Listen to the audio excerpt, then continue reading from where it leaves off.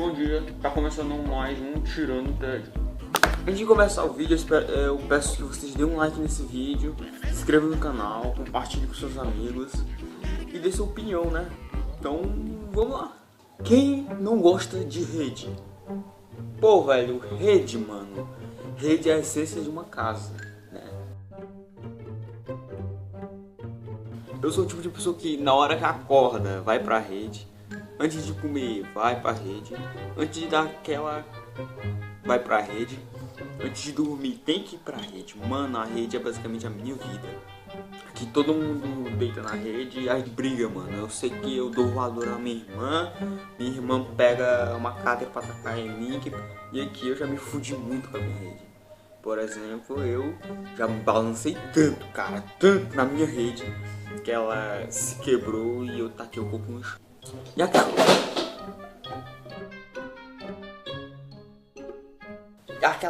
maldita zoada que a rede faz. Nossa, cuzão.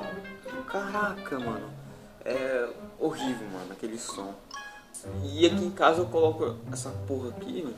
Ela serve que a rede não para de fazer aquela zoada desgraçada. É uma zoada infernal, mano. E engraçado que se eu passava o dia nela, a zoada diminui bem pouquinho. Mas à noite, que é a noite que eu gosto de escutar música, nenhuma zoada.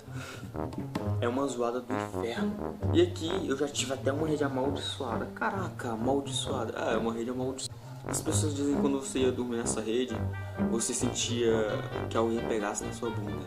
Imagina você dormindo e alguém passando a mão na sua bunda. Meu Deus! E aqui, todo mundo já passou por essa experiência que a rede era amaldiçoada. A gente comprou de um velho do saco. Nossa. E ela era demoniada. Então, e depois de muitos anos, depois de muito tempo, o que aconteceu com a rede? O que aconteceu com a rede? Muito simples. O que aconteceu com a rede? Ela virou pano de chão. É, pano de chão.